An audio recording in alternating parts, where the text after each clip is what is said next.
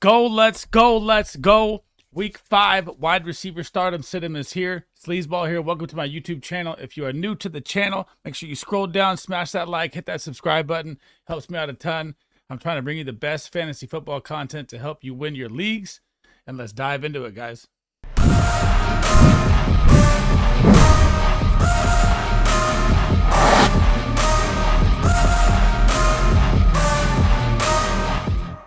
All right, guys, here is the board. I'm going to do my stardoms in green. My yellow will be medium to let you know to play them or not play them, depending on the outcome of the defense and the stats I see behind it. The red will obviously be the situms. And the top box above the verses will be the away team. The bottom box will be the home team. And let's get it rolling, baby. Let's start balling here. Starting off with the best game of the week. The Dallas Cowboys are coming to the 49er land. I am going to put CD Lamb in full green this week. I feel like it's going to be the first game that the Cowboys are actually in besides the Cardinals game. I don't know what happened in that game with the Cardinals. I feel like they're going to have more passing opportunities than normal. They're not going to be ahead. The defense is going to be in a grind battle with the Niners. That's why I also have Brandon Cooks and Michael Gallup in yellow. Going to be hard for me to tell like which one's going to score, but they both could be like decent flex plays depending on how deep your league is or how injured you are at wide receiver, or, you know, if you need a flex play. I could see either one of them scoring in this game. I think it's actually going to be a higher scoring game than people think. On to the Niners side, Brandon Ayuk is him. He literally is a top 10 receiver in the NFL. Every time he's on the field, it's ridiculous. 20 points last week. Deebo Samuel had an absolute dud. But whenever Deebo Samuel has a dud, he always bounces back, comes back full green, full send. I feel like the Niners are, I think the Niners actually run him out the building. Like, I'm going to say like 34-20. But I feel like there's going to be a lot of passing volume for both teams in this game because they've been ahead in so many matchups, pounding the run game to waste the clock and get the win. Heading down to Cincinnati, the Cardinals are going up against the Bengals here. So on the Cardinals side, Marquise Brown has 3 straight 15-point games in half-point PPR. He's seen over 8 targets a game. The volume is always going to be there with the Cardinals since they're always going to be playing from behind. I mean, pretty much every game. Josh Dobbs has had 3 straight 20-plus point fantasy games. He's averaging like 22.5 in 3 games, which is incredible. I think he's picking up the offense faster than normal. And Michael Wilson, I was 1 week off of his breakout. So Michael Wilson coming out of college was highly recruited, highly talented. Like Jerry Rice said, he was the best wide receiver in the class, but he just got an injury at the end of his college career, and it kind of dropped him down the draft boards. He is a super flexible player weekly with how much volume the Cardinals see all the time. Rondale Moore, I'm going to leave in red. I don't know if I'm fully in on Rondale Moore yet. Jamar Chase and the Bengals. This is their game, okay? If this is not the game, then I don't know what to say here. Jamar Chase got to find his first touchdown here. This should be a get-right game for the Bengals. T. Higgins, we don't know if he's going to play yet with the ribs, but obviously if he's in there, he's going to be green in this game. That's why I have Tyler Boyd in yellow. So if T. Higgins doesn't play, you know, you can X him out and put Tyler Boyd in yellow. He'll see a lot of volume as well. But this should be a Bengals smash game right here. I do think Joe Mixon's going to have a big game here too. And they're saying that Joe Burrow is healthier than normal, or he was in the past couple of weeks, which I think that's like every report you see. But, I mean, with Jamar Chase 96% on the field and T. Higgins 94% on the field, you can't sit these guys. They're 2 superstar talents that you can't leave off green. Down to Miami. Man, I'm actually going to take a shot here. So, Wan'Dale Robinson, if you didn't snag him off your wire for the Giants, he's got 22 years old, got an ACL injury last year, was a first-round pick. Now he's coming back on limited snaps week 2, week 3, week 4. Last week was his highest percentage snap share at 65. He actually had 8 fantasy points in a game where I think the Giants will be down so much in this game. So I'm going to put Wan'Dale Robinson in green. Like, he's a flexible player. Isaiah Hodgins I have in green because he is going to be my waiver wire tweet for a dart throw, you know, later. When it comes to like a waiver wire pick, I like to make a crazy pick every time. I'm going to pick him to pass his projection. And for the Dolphins, you know that Tyreek and Jalen Waddle, this show is ridiculous. They're never going to not be in green. Tua is slinging it out of his mind. QB1 in passing yards. I mean, this is obvious green every time with the Dolphins.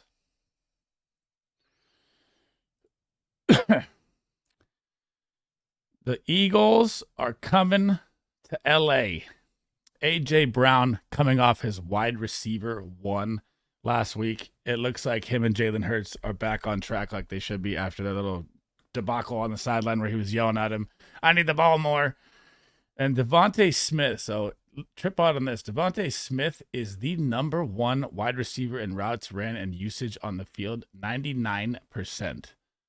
291 snaps already. This guy never comes off the field. Always green every time. I mean, I would even try and buy low right now, even though you had those first two big games and then two small games. So if you can, it's definitely a buy low on Devonta Smith right now for me. Over to the Rams side, Puka Nacua is out of his mind. I don't know how this guy is doing this in his first year. It's pretty incredibly amazing. I mean, I didn't think that he would still be doing it after week 1 and 2, but he looks like the guy. But so these Rams colors right now are all like questionable to me, right? And they're kind of messed up, but they're questionable to me because I don't know if Cooper Kupp is going to play yet. He practiced today, right? You know, you saw him walk out in the pads and everybody's all hyped up. You know, Rams, Cooper Kupp is back. There's a lot of conflicting reports of they want him to be 80 to 90%. I don't know yet officially if he's going to be out there, but if he's out there, I would still put Puka in green. I would take 2-2 to yellow or red, you know, obviously, because Cooper Kupp's going to get all the attention every time. Matt Stafford loves him. He's going to look his way every single time. And the offense looks actually great, even without Kupp. So this is a super plus for the Rams if he comes back. And then I would move the other colors down. The Titans, man. I know that DeAndre Hopkins had a decent game last week. I know they won. This is going to be a division battle. This is going to be a ground 'em, pound 'em, you know, run game, I feel like, for the Titans. The Colts corners are actually decent. I'm going to put Treylon Burks may not even play with his injury. I still think that doesn't boost DeAndre Hopkins up. I think he's going to draw all the attention. I'm going to put DeAndre Hopkins as a sitem for me, even on my Twitter this week. Colts side, Michael Pittman had a bad game last week. I mean, he was averaging over 10 plus a game. He had 20 points in game 1. He had 3 games in a row with 8 plus catches and then 10 plus targets. Now he gets the Titan defense, which is second worst versus the pass. This should be a smash Michael Pittman game. He is going to be on my top 5 list on Twitter for startem. And he has 98% usage, by the way, second behind Devonta Smith. Try to throw that in there.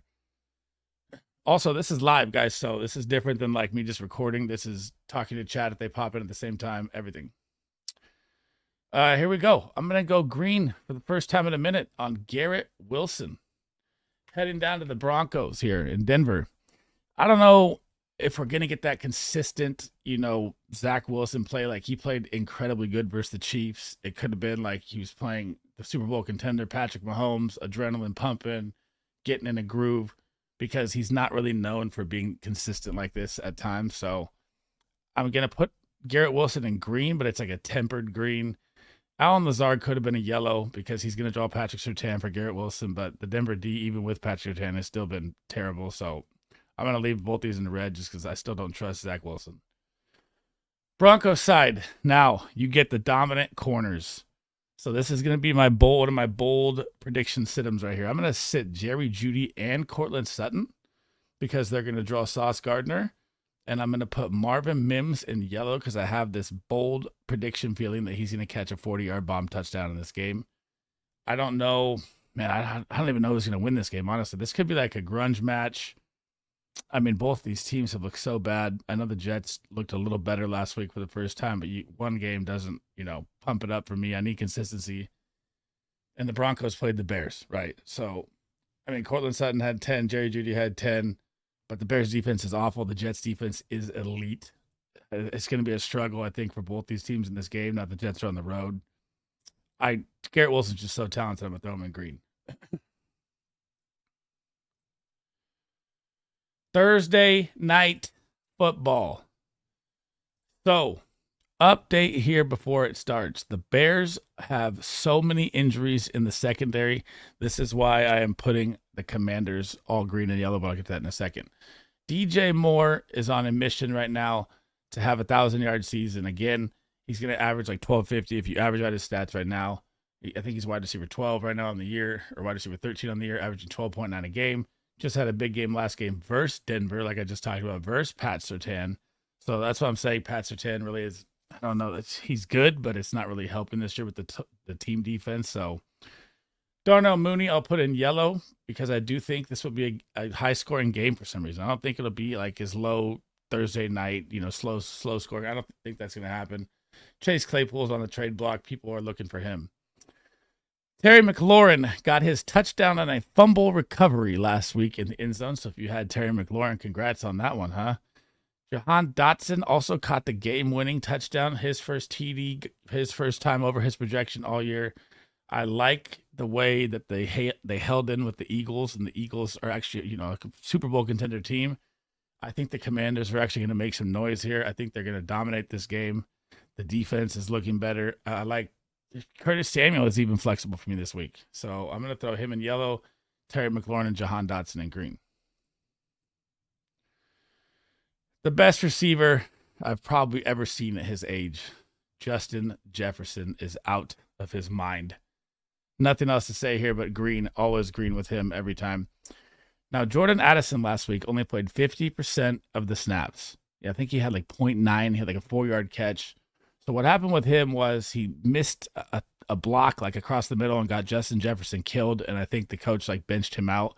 I don't think you should worry because, Jordan Addison's snaps were down. I think that was a one-game blemish, and he got Justin Jefferson rocked. They don't want to lose their superstar. What's good, Snapple? So I'm going to put Jordan Addison in green. KJ Osborne is still playing double the snaps of Jordan Addison, which has got to change here soon. I think it will. Hoping that it does. So I'm going to put KJ Osborne in red. When it comes to Kansas City Chiefs, I have no clue who is ever going to score, who's ever going to get the ball. I mean, this is just pure gambling here, but the Minnesota defense is third worst versus the pass. So this is should be a smash game for Mahomes. All the receivers, you just don't know who's going to get it. So I don't know if it's going to be Kadarius Toney, Sky Moore, Valdez Scantling. It could be a Kels game for 30. Even Noah Gray's finding the end zone now. So with the Chiefs, it's like tight end roulette in fantasy football. It's like trying to figure out which guy to flex. I think you could flex one, but you'd have to be, taking that lucky shot in the dark to hope that he hits it.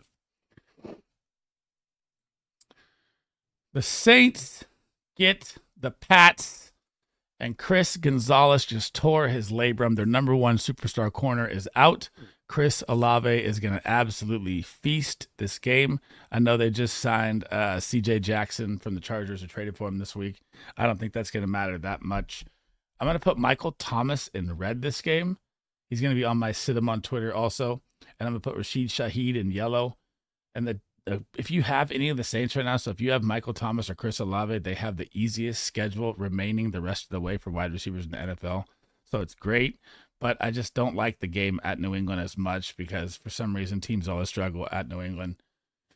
Now, coming down to the Pats, Devontae Parker is still, the fourth rated usage wide receiver, just getting nothing with it. So 100% snaps, 95% snaps, 97% snaps, the 3 games that he's played. He missed week 1. I mean, you got to love the volume, but it's just not happening. Kendrick Bourne gets more with less snaps. I think Devontae Parker will draw Marcus Lattimore. So I put Kendrick Bourne in yellow as a possible flex play. What's good, Doe? So Juju has been just a shell of himself. He's going to stay red for me. The Baltimore Ravens grunge match division rivalry with the Steelers. Zay Flowers last week got taken out by game script pretty much. So, I mean, he was, 4 points. They were up by 20. They ran the ball all the way. They ran it with Lamar Jackson. They hit Mark Andrews for 2 touchdowns. Now they get the Steelers, who are 6th worst versus the pass and 3rd worst versus the slot. This should be a Zay Flowers smash game, especially with OBJ and Bateman back. So it will draw more attention off Zay like it did last week, or like it didn't last week. So I like Zay in green. OBJ saw a ton of targets before he got hurt in that game. I think he had 5 targets, 4 receptions of 48 yards or something like that. And then he got hurt in the second quarter. So OBJ might be a nice flex play for a deep league or something like that. But Rashad Bateman, you can drop Rashad Bateman at this point. For the Steelers, This is going to be all red. I cannot figure out what is going on with Kenny Pickett in this offense. I do not understand. I mean, they have all these weapons, and they might get Deontay Johnson back off IR this week. There's no update yet. Allen Robinson has been terrible besides week 1. George Pickens had the blow-up game week 2. He hasn't done anything since. I mean, it's almost like you want to drop or trade every Steeler you have besides Jaylen Warren at this point. So I'm all red on all the Steelers. The Texans, here comes the bold call right here for you, Snapple. I am going to, we'll start with the Falcons. The Falcons, and Desmond Ridder needs to be cut, or he needs to be Taylor Heineke time. I mean, Drake London is actually a good receiver in the wrong system. It's like Kyle Pitts. I can't stand watching it. Bijan Robinson is so good, too. It's crazy. These guys are probably going to be red until there's a quarterback change or something in Atlanta. I mean, it's tough to watch Desmond Ridder pass the ball. For the Texans, Nico Collins is the number 7 wide receiver on the year.